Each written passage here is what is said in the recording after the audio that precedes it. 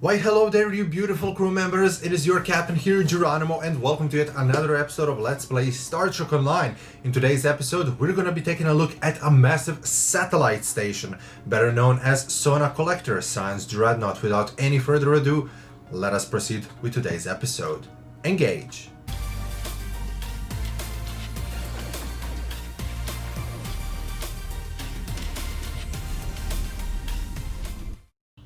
All you need to do to purchase this starship is either look it up on the exchange or purchase a couple of promo R&D boxes. Then all you need to do is open these boxes up.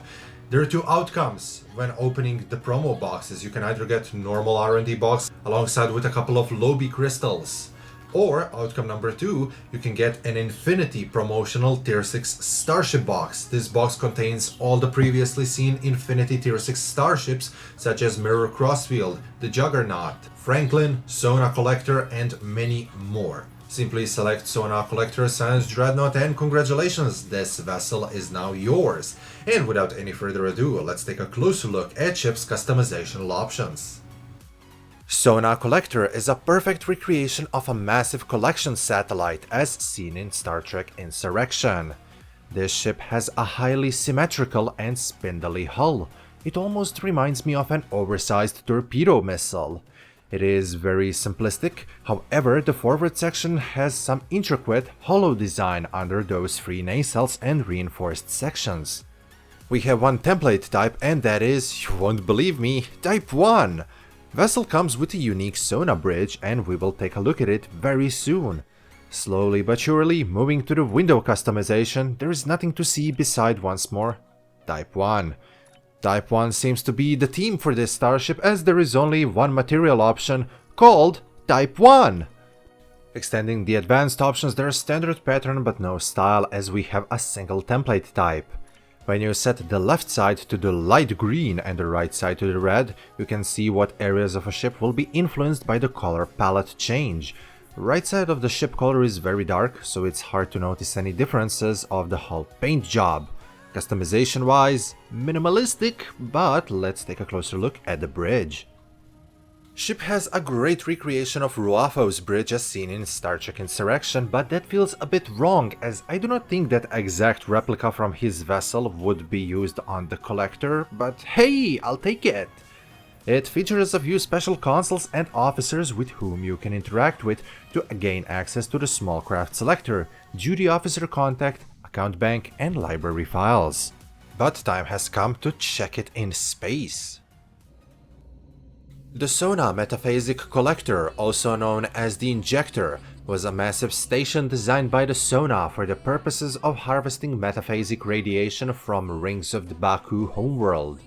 This collector was designed to launch an injector assembly that would produce a cascading thermolytic reaction within the rings of the planet, allowing the collector to harvest the radiation which emanated from them. The end result would be a catastrophic planetary devastation, rendering the world uninhabitable for years to come. This was sanctioned by the rogue Starfleet admiral. Collector is classified as a scalable Tier 6 all-faction Science Dreadnought, meaning that anybody can use it.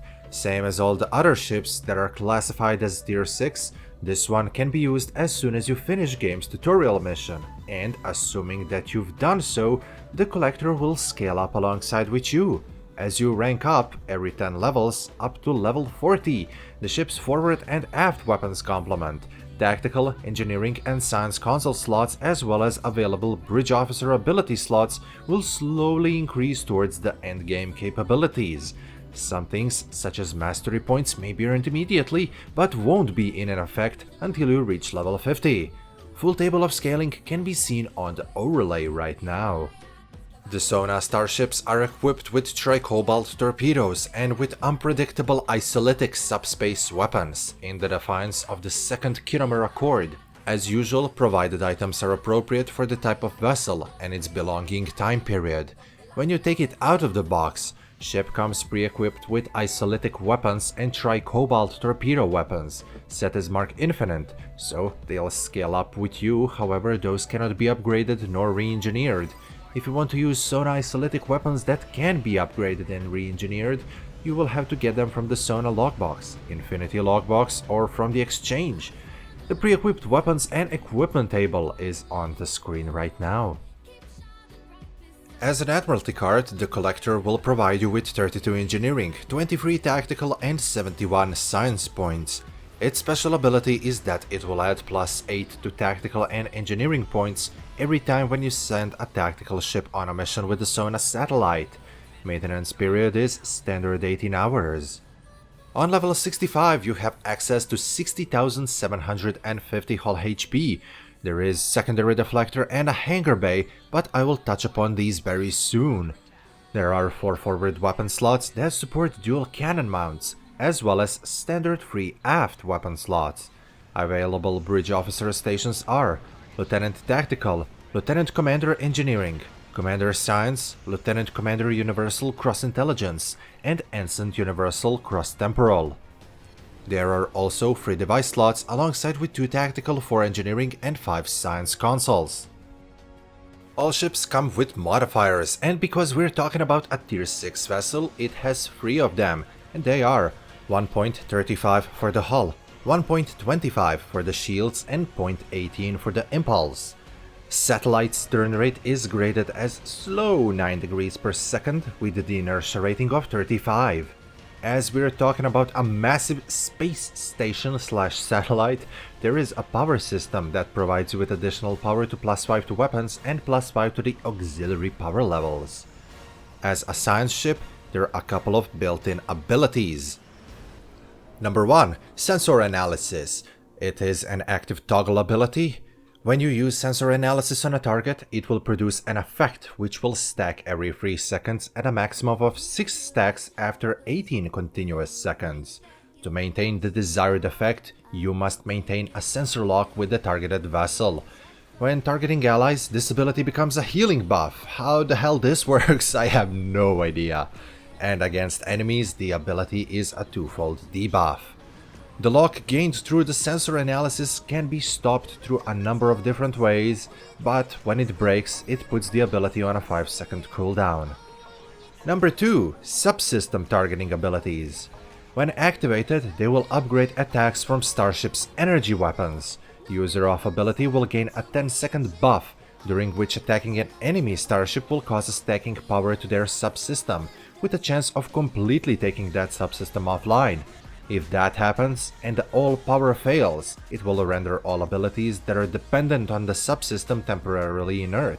Let's say that you are targeting and that you're attempting to knock down the shield power levels, and you manage to do so. The entire shield bubble will collapse until emitter performs a full restart. You can target weapons, shields, auxiliary, or engine subsystems. This ship comes with a unique built-in feature, Consumption Array, but more about this after this commercial break.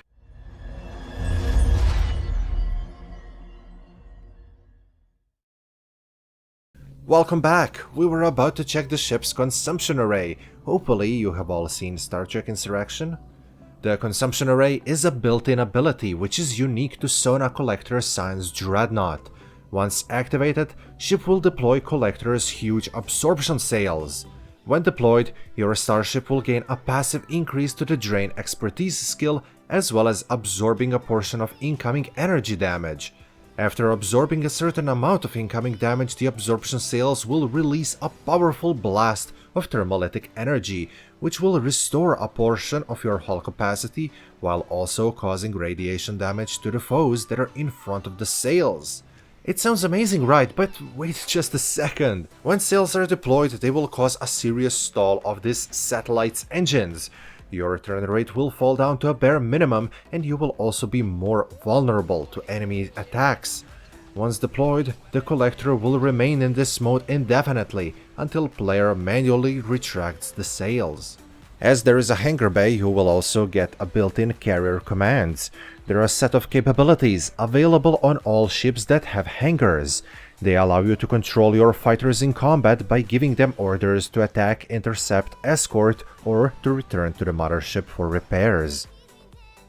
Collector is pre-equipped with Sona assault fighters. These ships are very small. I think that they're actually smallest fighters that I have seen in game so far. Hangar launches a wing of 3 fighters at a time with a maximum of 2 wings, making that 6 fighters that are on your side. Cooldown between wing deployment is 40 seconds and range of fighters is 15 kilometers.